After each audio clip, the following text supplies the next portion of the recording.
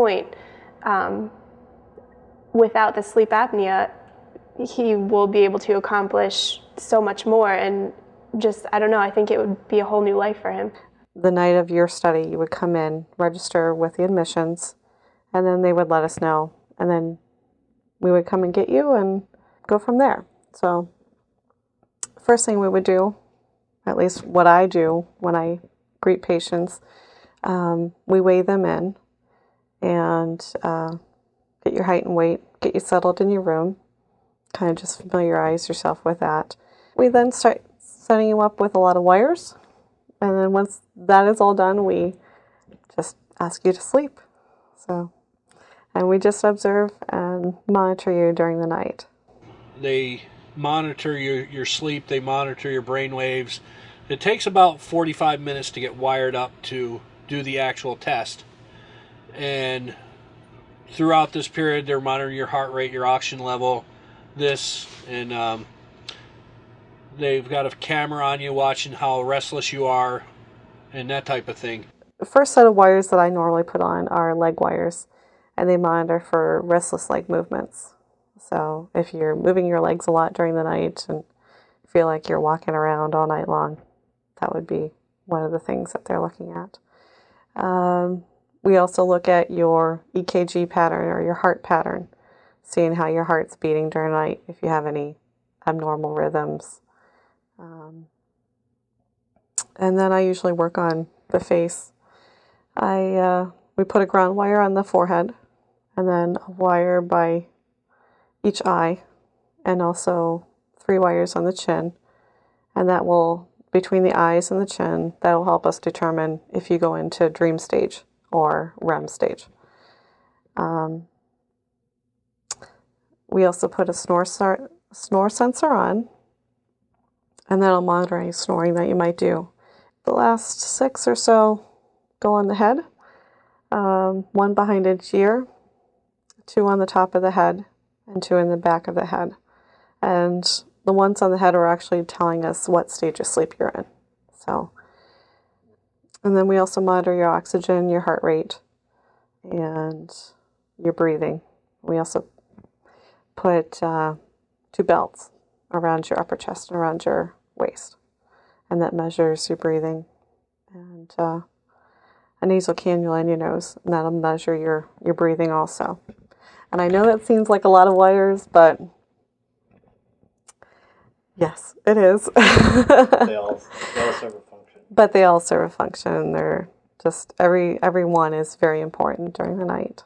If I'm hearing a lot of snoring, if I'm seeing pauses in your breathing, either large or small, like I said before, with the obstructions, you're going to get no breathing whatsoever, and then all of a sudden you're going to start breathing.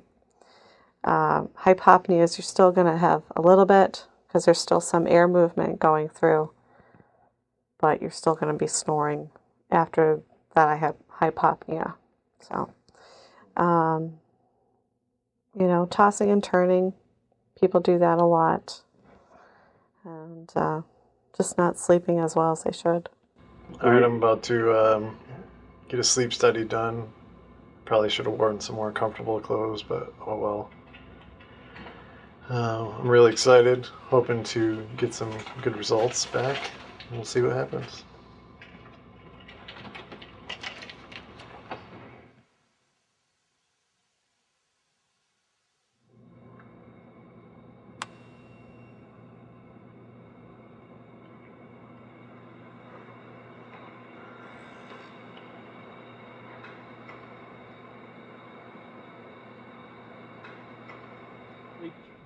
If during the apnea test you have, if you have a certain amount of, they call them hypopneas, or you stop breathing enough times throughout the night, they'll wake you up and put you on what they call a CPAP, which CPAP stands for continuous positive air pressure.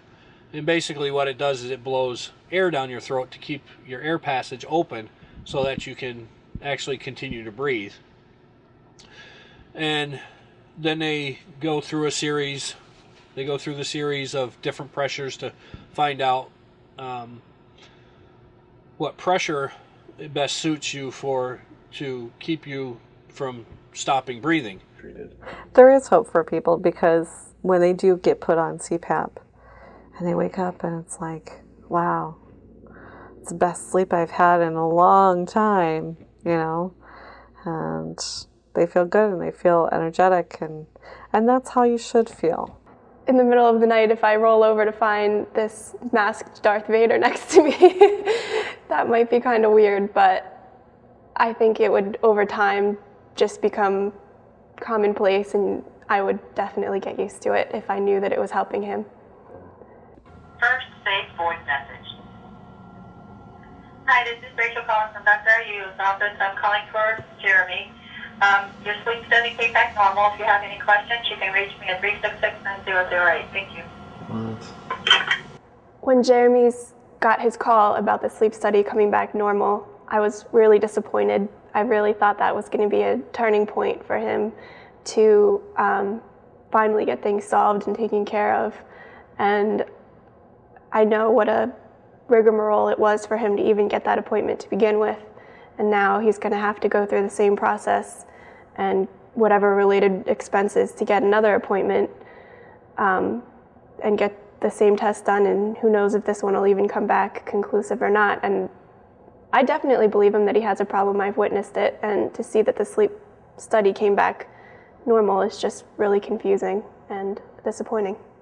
And I had some sleep apnea related events, 1 obstructive sleep apnea and 13 hypopneas.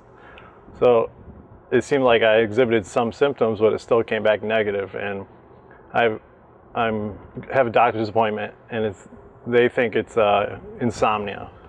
So, which is it's good that I might not have sleep apnea, but I got some insomnia to deal with, and that's just a matter of getting a restful night's sleep. And the amount of times I wake up in the middle of the night is unhealthy.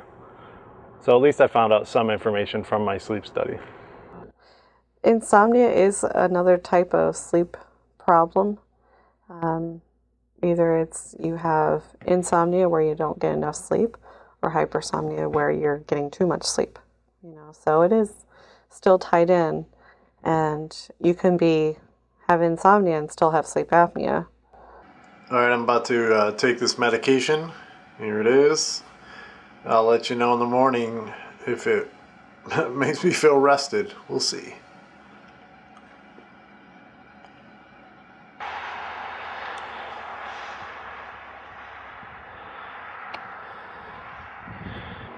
I just woke up. I took my medication last night. I actually feel pretty rested. So maybe this is what I need. I'm worried it could get dependent. I could get dependent on it, but I don't know. I feel rested. I feel a little groggy.